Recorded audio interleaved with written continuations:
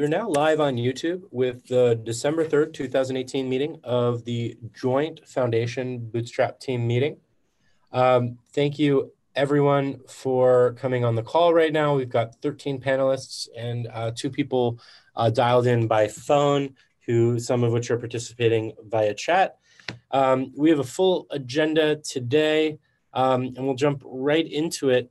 The first thing that we have on the agenda is number 48, which is an update on progress for, this is an initial version of the CPC charter. This is a stage 0 proposal by Michael Dawson. I don't know if Michael is on the call. I just saw another ComCom show up, so that might be Tierney.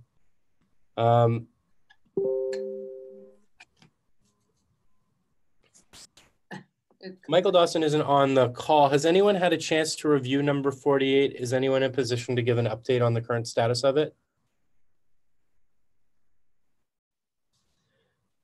Okay, so let's punt that to next week and just move on to the next agenda item, which is number 45, project progression.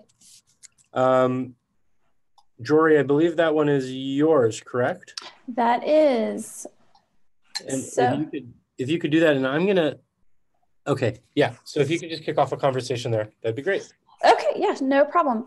So just to refresh everybody, this was a stab at basically documenting the CNCF methodology for how they do project progression, and seeing if there was anything that really jumped out as this doesn't work, or this does, this really does seem to work for what we're trying to do. I think my main objectives were in putting it forward as a stage 0 is seeing, A, does it capture all of the big building blocks that we think that a policy like this would need, and B, if no, what's it missing, or what seems like too much.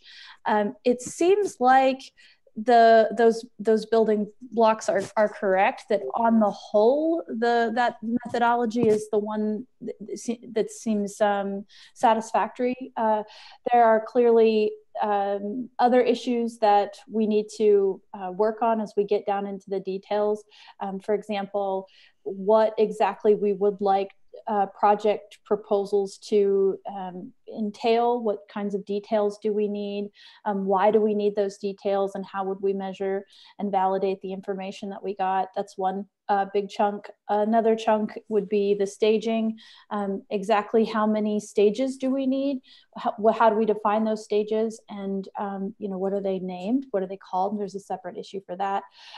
So I think what I'm trying to do here is start broad and just sort of narrow down to where the problems are.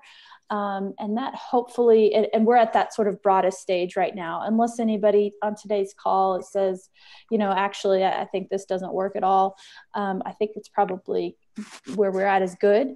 And we can take another step toward refining those details. But if not, then I think we could go to stage 1 today, but that's my super quick recap.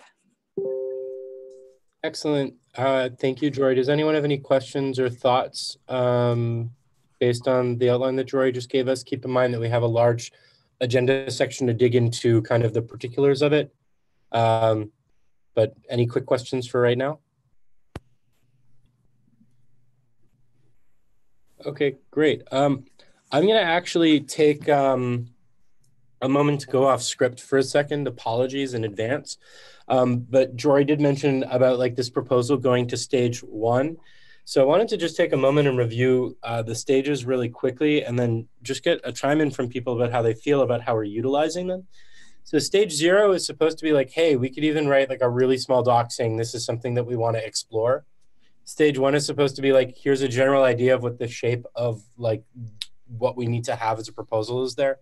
And stage 2, to get to stage 2 means we have consensus around the proposal and we're handing it off to get sign off and approval. So what this really means is for stage 0, the consensus that we need to land is mostly hey, is this something we even want to do? And for stage 1, it's kind of around, hey, this is kind of what it looks like, but not that, hey, it's met every single edge case.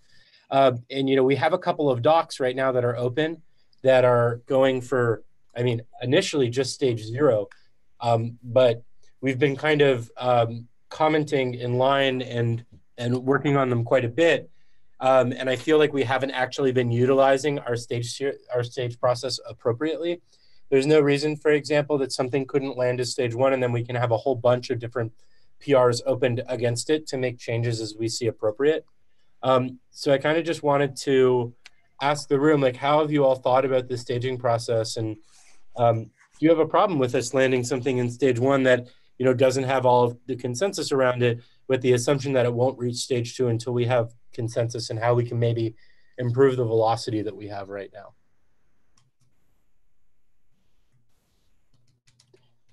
I don't have a problem with landing things directly into stage 1. I think my point of view is just on these bigger policy thing. I just things like the project progression. I just wanted to make sure that there were, you know, wasn't other ideas, or if there are other ideas, that it's clear that there are room for those other ideas at this point, because we should be working on this. But you know, I certainly don't have a problem accelerating the things that, especially, you know, we feel like we already have verbal, you know, consensus on.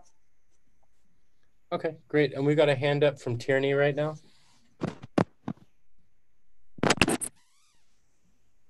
Now, can you hear me? Okay, Yep. cool. My mic is destroyed. Yeah, so I was gonna say that, you know, I don't particularly have any issue with that. You know, I think we've implemented a process without, you know, knowing what, you know, how we're going to be working necessarily. And so, you know, smoothing those rough edges as we're going is going to be more helpful for us actually landing what we need to make this progress, and to you know, help make sure we're in a good place when time comes. So yeah, I don't personally have any objection to that. Okay, cool. I think like the parallel that I could make here that I personally like thinking about is like, if we were making changes to code, we'd be way better off doing small incremental changes rather than trying to get everything done all at once. So I just wanted to kind of like set the stage for that as we move into the next bit. And we're going to talk about maybe landing things to stage 1. But let's move forward, because we got to move on to keep up with the time we have on the agenda for stuff. And we can move into our next bit, which is how often and when do we meet? So we've got 5 minutes to discuss this. We may not need all 5 minutes. So we've been doing alternating meetings at 9 a.m. and 2 p.m. Eastern time on Mondays.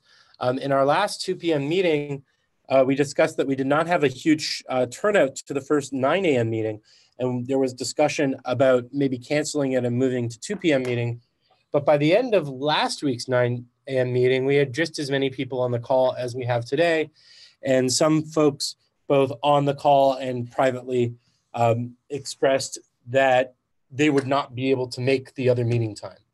So I would like to propose that we just keep the 2 meeting times that we have right now, that we continue to try to collect availability in that spreadsheet, but that unless anyone else makes an explicit proposal for a change of time, that we just kind of keep what we're doing right now and attempt to be inclusive to people in different times. Does anyone have any issues with that? See a lot of +1s in the chat, so let's just assume that we're moving forward with that. I'll go ahead and close the issue about how often and when do we meet. So the next thing that we have here is a 15-minute time box to discuss expectations. It's set up as stage 0 right now, but I believe Tracy's going to be going for stage 2. Tracy, would you like to take on the discussion for this? Sure. So yeah, I think I was just confused. I'm still operating in just +1 PR, you know, classic pull request land instead of the stages. So that makes sense. Like, we are in stage 0, but we could arguably already be in stage 1. And then yeah, I mean, I'm working to stage 2 now. I don't think that we would. Stage 2 generally assumes that we've got like the high level consensus on things, right?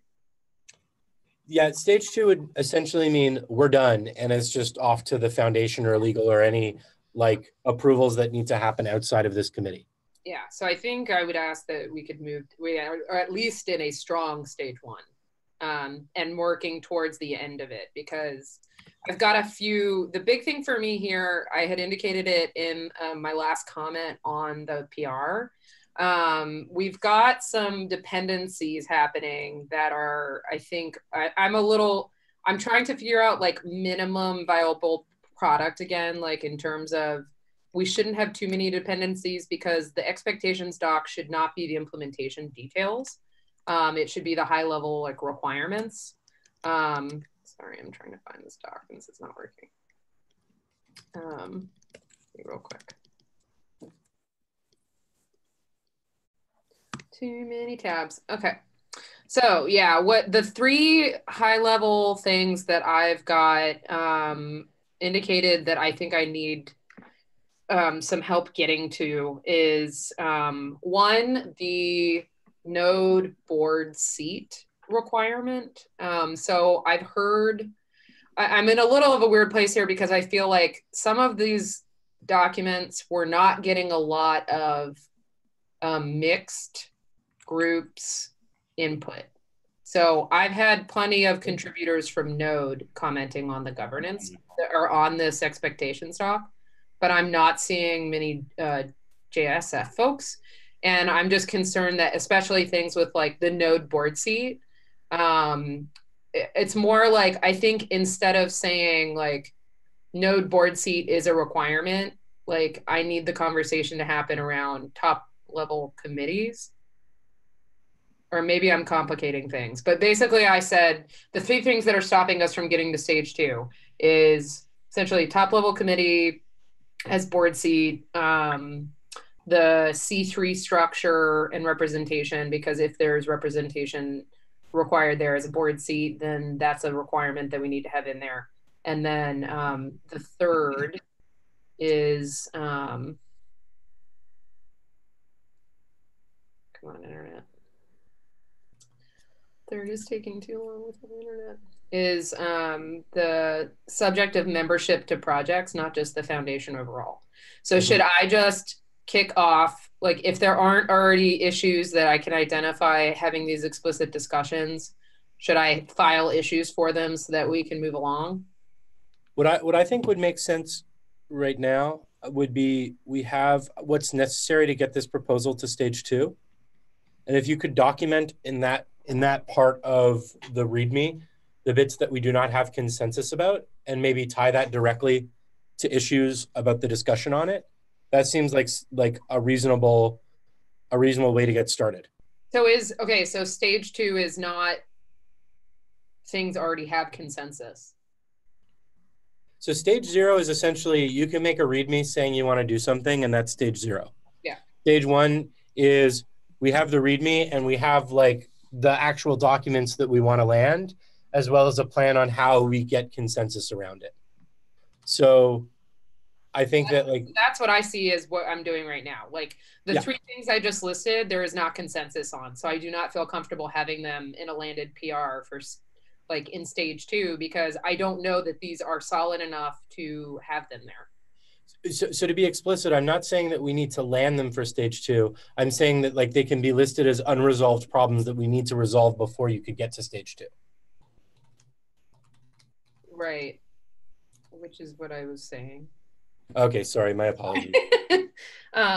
Yeah, so that's what I'm just trying to get this solidly in stage one and get this moving so that we can quickly resolve to stage two. Yeah. Because they're big conversations. Each one of those is big conversation to have. Mm-hmm. So Tracy, for your benefit, the JSF is having a all project meeting tomorrow afternoon. The one-on-one feedback that I've gotten from projects is that they don't mind Node having a board seat, you know, but I hope to have that like completely understood, you know, that there aren't any actual objections to that. So that hopefully might assuage some of your concern on that front. And we appreciate you being mindful of us. Yeah, yeah. And I think just to add to that, it's not just Node having a board seat. So it's like, does Node just have a board seat forever? Are we writing that as like in the bylaw, or is it top level committees have a board seat? Or is it is Node a Constellation project, and Constellation projects get a board seat? And that's sort of kind of related to the staging question and the moniker question that we have going. So, but from at least the current, suite of projects, doesn't seem like that will be a major issue. Okay, cool. Then I think I just have the follow-up then. So what would do we get +1s in the GitHub PR for moving it to stage 1? Miles? Yeah, well, I mean, it doesn't sound like anyone on this call is objecting. And I think if you just make a few tweaks to what you have and we get a couple sign-offs, we could definitely just land it. Adam, you have your hand up? Oh, so Adam has some things in the chat where he's saying stage 2 proposals should have no or very limited unresolved questions. Stage 1 may have some, but still be landed. The questions can be resolved in individual PRs. We need an unresolved questions section at the bottom of the proposal. Okay, yeah, that was my thing, was I don't want to like not have those things recorded as part of that's great. Okay, I will just add that. So I need to add that and make sure there's issues open. Okay. Yeah, and then Adam, do you want to take an action item to add that to the template? Excellent. Then I think, Tracy, the action items to you are just to update the PR so it's saying it's stage 1 instead of stage 0. Yeah. And adding those unresolved questions. And, I'm happy to sign off. And if we have a couple LGTMs on there, we can just go ahead and land it. Cool. Sounds good. Thank you. Anyone else have anything to add to this bit right now? We still have about 7.5 minutes left for discussion here, but if we're good, we're good. Cool. And then I guess just really quickly, circling back to Jory's proposal for project progression. Do we feel similarly about like what Jory's follow-up actions are for that?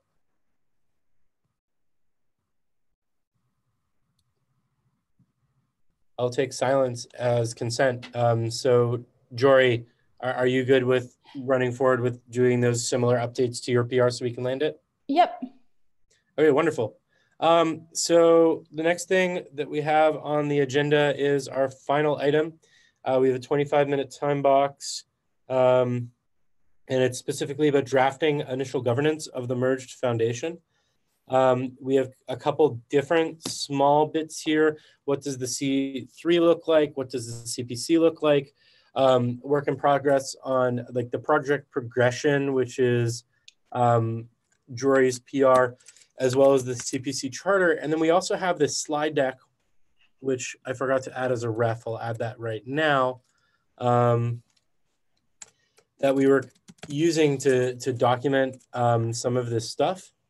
So I was thinking, we could kind of start by reviewing this deck one more time. I think one of the high level questions that we wanted to get into with this was whether or not we need a separate CPC and a C3, and what we would imagine would be the responsibilities of each.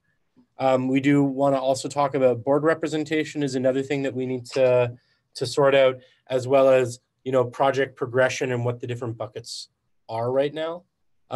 So does anyone have a particular one of those subjects that they'd like to kick off the discussion about?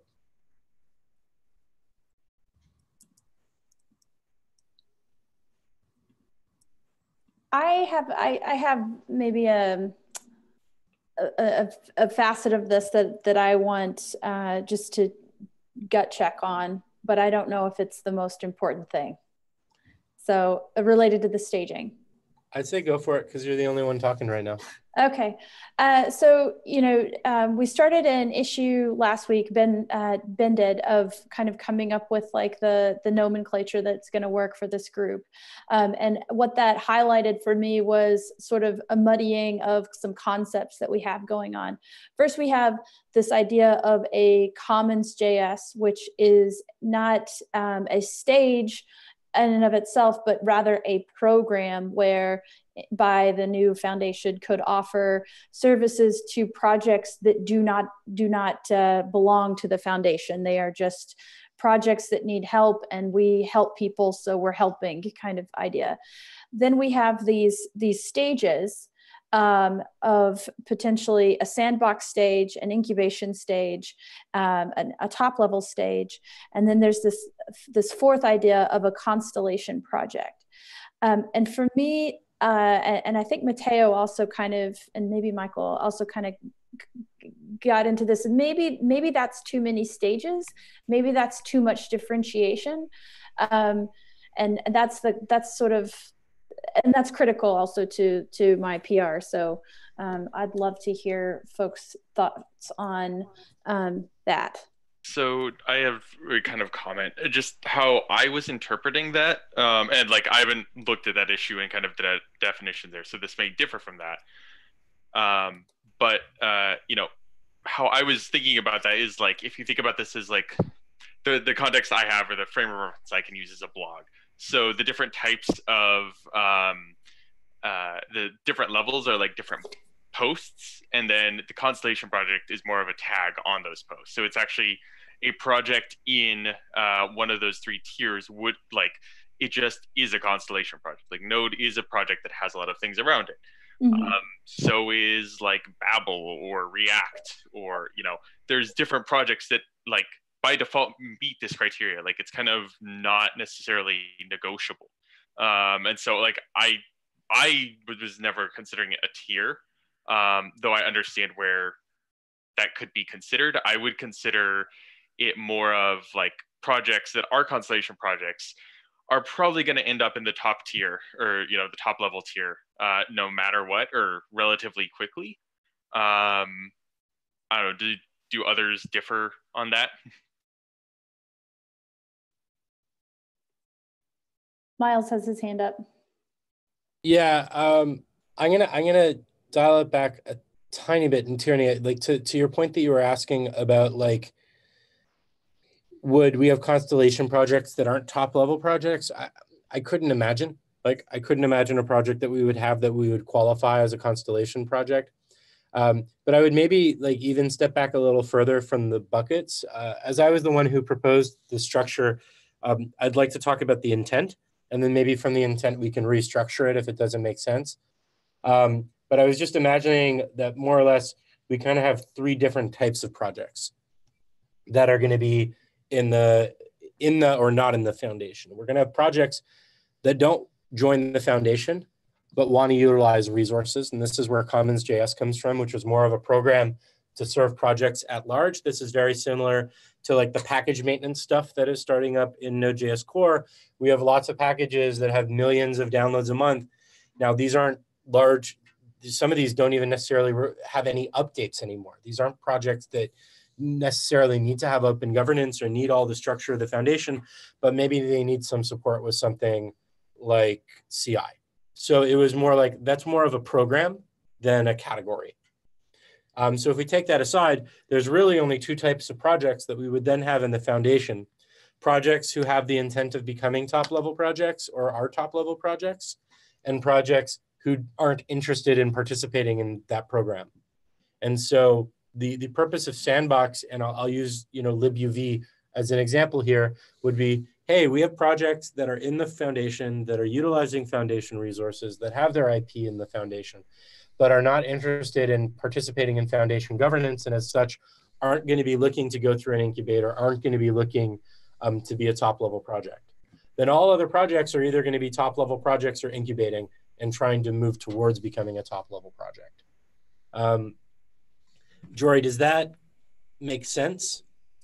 That does. I think I am. So for that lower, I think the top level and like the tracking to a top level project like that there's a story there that makes sense to me.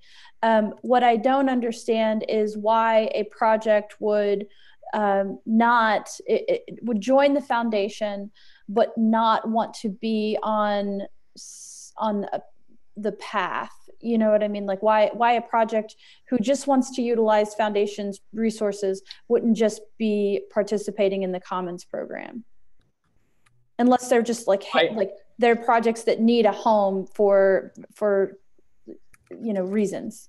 IP and legal support, I think, were the major ones. Which are not things we would offer, obviously, in Commons. Because yeah, exactly. So like, and I think libuv is a good example of this. I don't want to make assumptions about other projects because I haven't talked to them, but like in the conversations that we had with the libuv project, they were very clear that they just wanted to be able to stay in the Foundation. The project did not have the bandwidth or interest in participating in the higher level governance bits, but they were very interested in continuing to receive resources from the Foundation that they're receiving, and further, maybe even having a clearer outline of what programs and resources would be available to them. Mm-hmm. But as a project, engaging in that governance wasn't something that they really cared about. So it was more like, I guess the intent here was more of just like not creating undue process or mm-hmm. requirements for projects that aren't interested in it. Mm-hmm. And I guess perhaps like what could really make sense is maybe there is just the sandbox, and incubating is more of a program than a classification. So that might, because I think what I would like to encourage us to avoid is like too many layers. You know what I mean? And so that's the problem that I personally am my brain is working on. Yeah, and maybe that actually plays into the analogy that Tierney was trying to make, whereby like we have projects and perhaps there are two categories, which are top level and sandbox, and incubating is like one of the programs or labels you can assign to a project. But I guess it was more like, I guess it's not a huge deal for us to distinguish between projects that are incubating versus projects that aren't incubating. But the incubate, like if we have clear guidelines as to what a top level project requires, and if projects in the sandbox want to reach that, I guess the incubator can be a program with mentors to support projects to get there. And it doesn't need to necessarily be a change of status. Mm-hmm.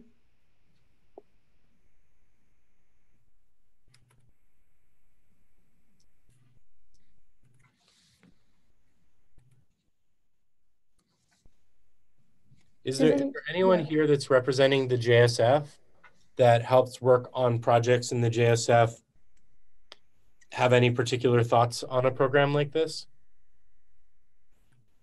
I see Christian is on the call, but he may not be able to. Yeah, I'm here, but I don't think I have any. I don't support other projects. My project is part of the JS Foundation. And Christian, which project is your project? WebDriver.io. And are you interested in becoming a top-level project with that project, or are you happy remaining in the Foundation as a non-top level project? I would be happy, definitely, but I need to get, make some resources available for that.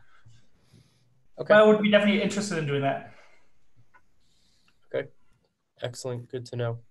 I guess like one of the things that we could dive in with this also is like maybe this you can circle back into like CPC representation, because we were talking before about like, the CPC would be made up of top level projects. And so if we have a top level project like Node that has 170 collaborators and a massive governance structure, but we have another project that's able to make it to a top level project that maybe has 5 or 6 collaborators and not the same, like level of engagement, how do we maintain equity in representation? Or is that even something that we're hoping to achieve? Has anyone thought about that at all? I mean, I've thought about it, but mostly from the context of, our JSF existing projects, what what are those groups really wanting to get out of the foundation that A, they weren't getting out of the foundation before, and B, like, how do we make them, feel like the new structure is one that, they can engage with when they want to, or not if they don't want to. And we have projects that are top level that have, quite a deep adoption and a lot of folks using, but maybe not nearly as many contributors as Node, and certainly not as many maintainers. We have projects that, are top level that don't have that amount of contribution. And so I know a lot of the projects are interested in at least not regressing from where they are. And that's kind of where I've been thinking about. And just to clarify on that, are you saying that like projects don't want to no longer remain top level projects if they currently are top level projects? Right. I think most of them are expecting to come in, at whatever level they are now. Now, there are some exceptions to that. I've had conversations with some maintainers who feel a different category would be a better fit, which would make sense. I don't think we're actually at the stage right now, though, where I could put something in front of them and say, what do you all think? Where do you think which stage would you opt into? Because it doesn't feel firm enough.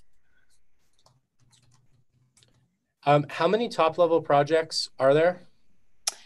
We have, so first, we don't really refer to them that way. They're like graduated projects as opposed to top level projects.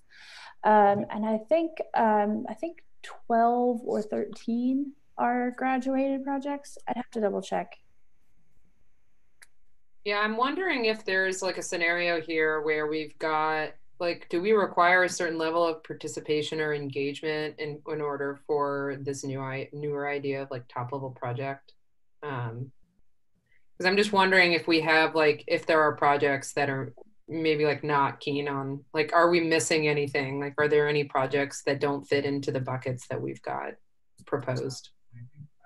I mean, so for example, the way I've been thinking about it is like right now anyway, let's assume that Node, obviously top level project, and it gets like this like constellation designation, which allows it to have directly a seat on the board. Other top level projects would, I assume, then have the ability to participate in the CPC, and there's a board seat available that way. I think for a lot of our projects, like for example Dojo and jQuery, like that's fine. They don't need or desire that direct board seat, but would like to continue participating in like some in the technical like CPC aspect somehow. So one thing that I've been thinking about in regards to this, and like I think this gets into the CPC bit a little bit, is like, what does representation on the CPC look like? And one of the models that I've been really interested in exploring is something that's closer to TC39, which is kind of how we've been running this meeting a little bit. It's like, hey, if you are like in this group of things, if you are representative, then you can come, right? So I think we have to work through the project. So for something like Node, for example, like we could have it limited to like any member of any of the technical steering committees of any of the top level projects or graduated projects can attend a CPC meeting. And I think part of this would come down to like what responsibilities this group has and what they need to be doing. So is this a group that needs to be explicitly voting on things, or is reaching consensus enough to move things forward? And I think Joe opened an issue earlier today about starting to define some of the responsibilities and differences in responsibilities through the C3 and the CPC. I think that will clarify a bit of that. But I do have a bit of a concern with the Constellation projects and with earmarking things directly, in that, like, Node is arguably the largest project right now. But, in a joint foundation, one of our goals is expanding and bringing on more projects. And so, I do have an extreme concern that if we make a permanent earmark for this, that we may find ourselves actually limited in who we could bring on and setting a precedent that we can't really scale, because it's not like every single project that comes in that is as large as Node can be made a Constellation project, and we could just keep adding board seats. So one of the things that Sarah was mentioning and was mentioned in the last meeting that I really liked was with the CNCF, what they have right now is essentially 3 board seats. One is guaranteed for the equivalent of what we have as a CPC. And then 2 are board seats that are available to any technical members of any of the projects, and any person who has a commit bid in any of the projects is able to vote for it.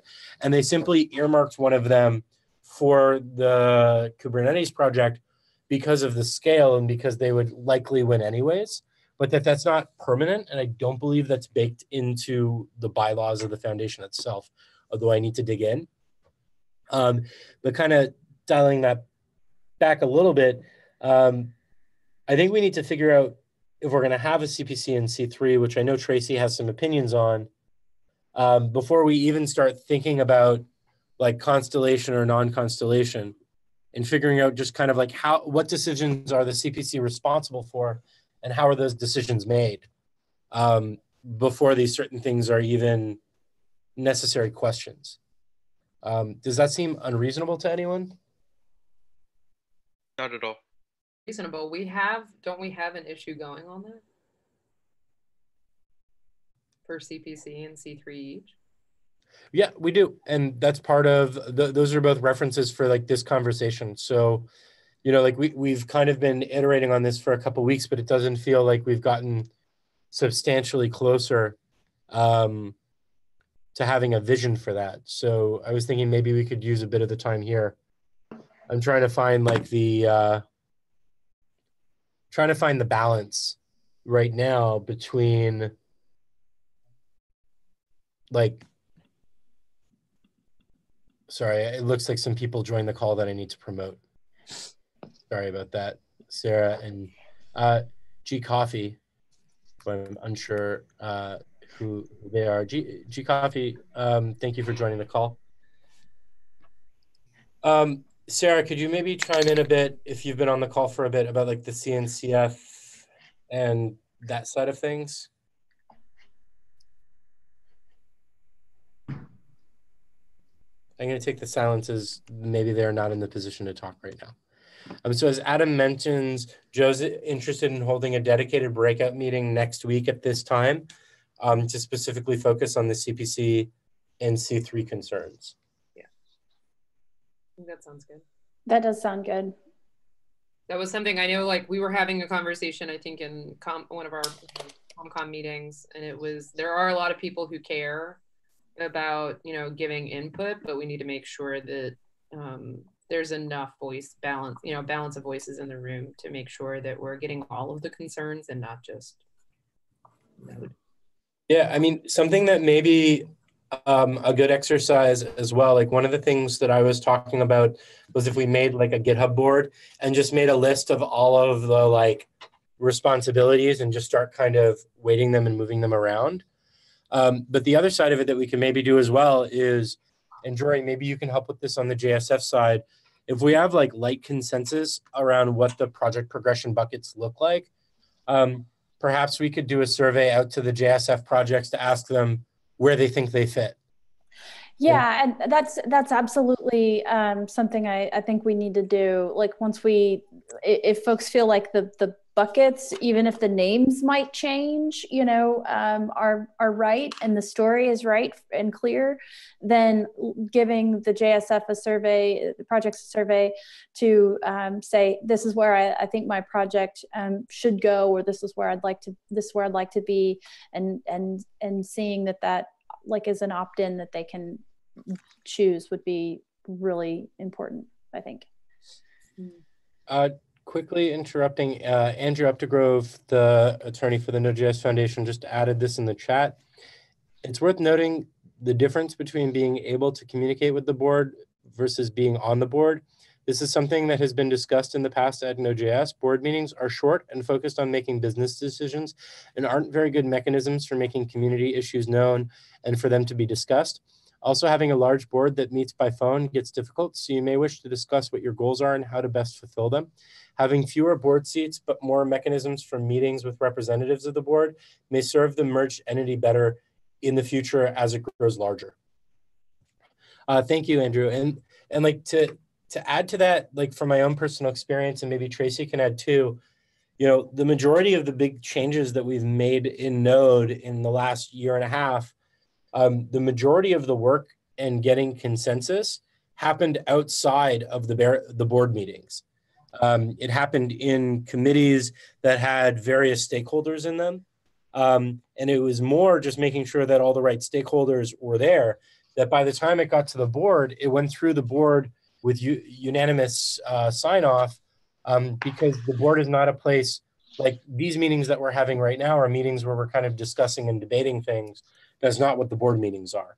Adam adds, when we get light consensus of project progressions, we need fairly explicit expectations of project reps at each level.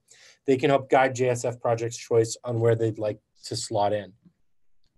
Yeah, I think I do agree with like the idea that board representation, that sometimes it is often misconstrued what a board director has the power to do, or like how things are facilitated. But like sort of as you said, there's a lot of responsibility from those representatives and a lot of work required to get that consensus. But I do think if the work happens, it's a genuinely like really powerful voice that needs to be represented, because of how our, you know, board representation is. I think it's, you know, we have a good mixed group of people, but the context is very different for each person and like where they work on a day-to-day basis. So yeah, while I agree with that, and I think the CPC and the C3, whatever structure we take, will certainly help. Like if we are running smoothly and communicating well,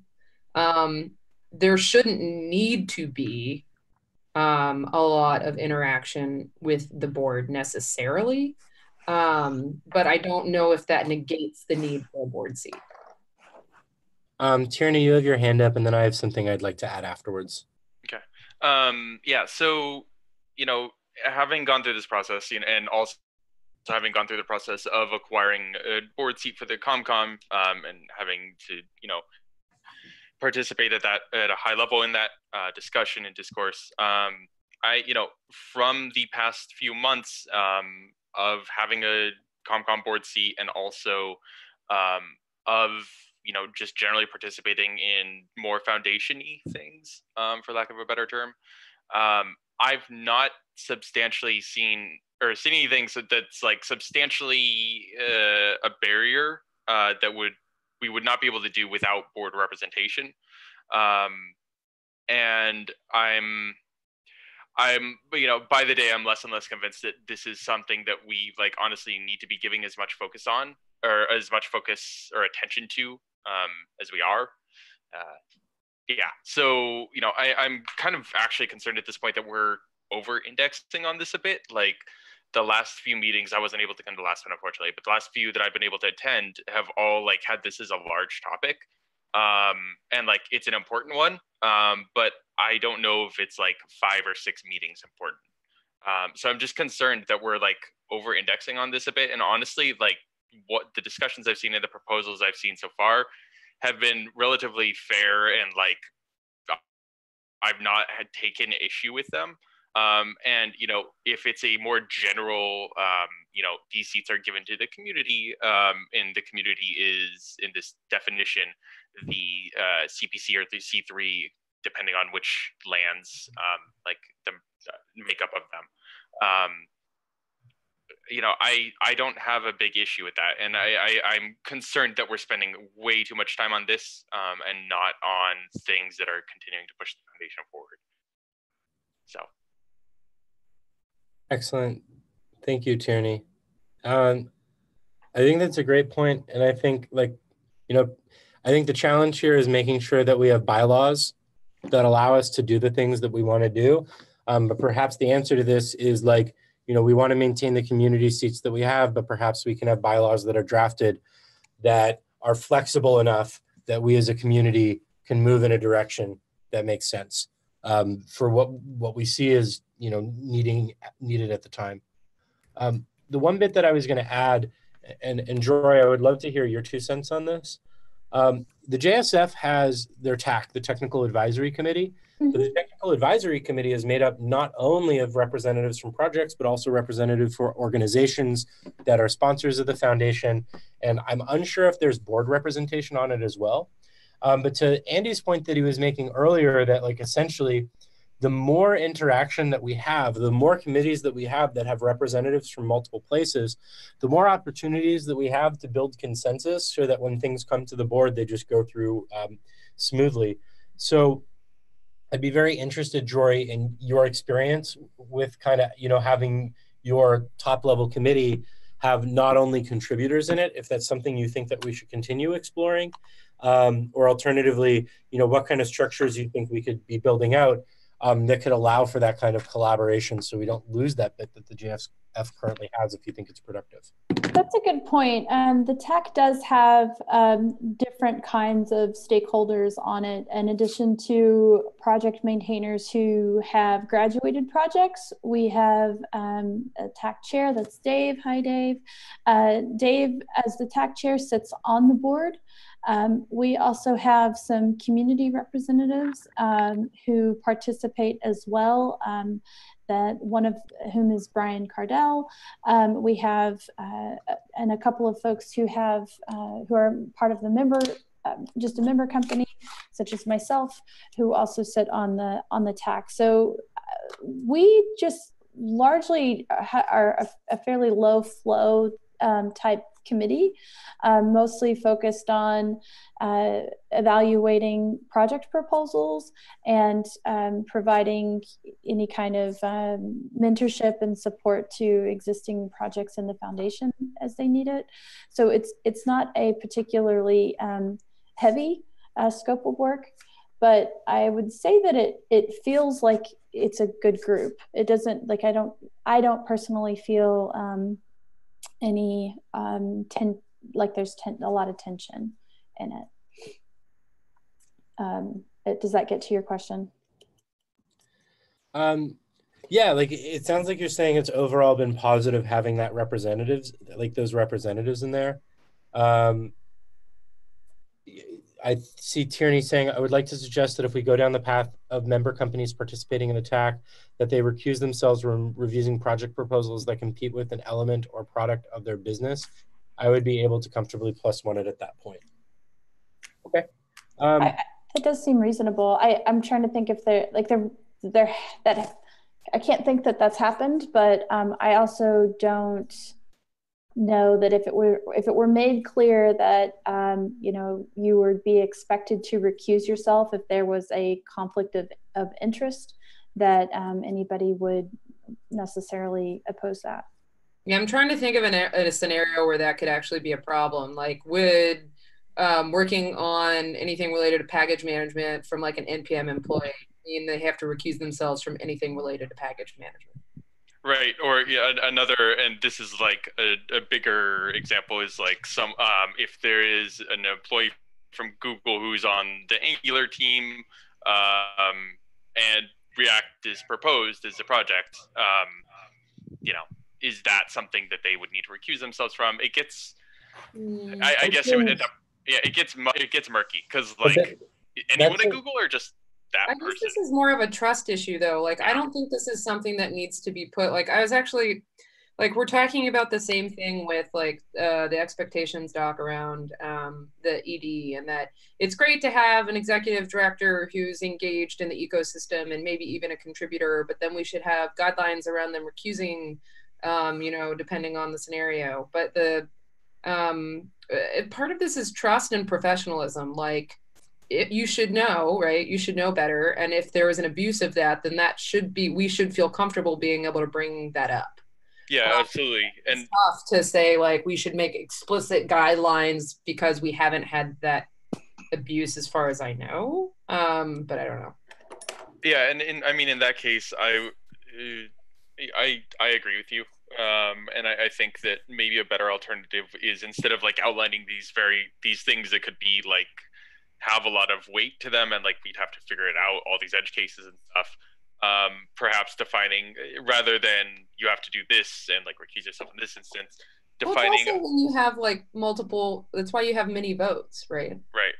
But I mean, like as it is right now, I think that we already have that problem, even if member companies aren't participating, right? Like, Yeah. well, I work for Google. I work on Google Cloud. If we had a library that was coming in, well, like right off the bat, Architect, which is a JSF project, is primarily about deploying things to Amazon.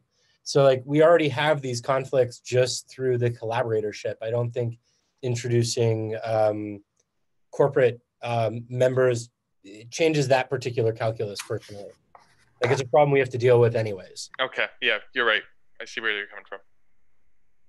So I'll take back that statement. It doesn't need to happen. One of the things that I think is interesting to explore here also is just like, and perhaps this is something we're over-indexing on board seats for, is just like, how do we make the board more approachable? How do we make the foundation more approachable? One of the things that I think was like really, really successful as we were kicking off the intent to merge was all of the town halls that we've done. And while we have, you know, like monthly board meetings, we don't necessarily have some sort of regular way for anyone in the project or for specific people in the project to kind of engage unless you had that board seat. So perhaps also something that we could be exploring would be, you know, should we be having monthly town halls, or should we be having, you know, like some sort of meeting of regular cadence where it's a meeting between the CPC and the board that's just kind of like a bilateral meeting. But I think like these are all structures that we can explore, and perhaps we can make as proposals as kind of stage 0 or stage 1 ideas to explore that can complement all the things that we want to do. And I think just the more in which we create collaboration across all the various stakeholders, the better we'll be. But we also need to balance it without creating like a million committees and a million meetings because it's too many already.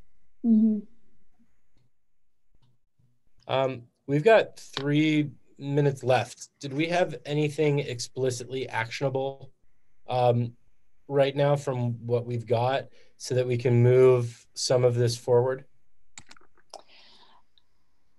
I guess. Go ahead. Go ahead. No, Tierney, you go ahead. I was just going to say, perhaps this might be a list item or a bullet.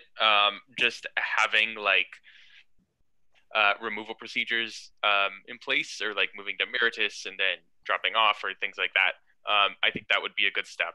Basically what Tracy outlined of like, we should be comfortable in removing people that need to be removed if they do need to be removed. Okay. And I think we can hijack a bunch of those problems too by not having explicit membership.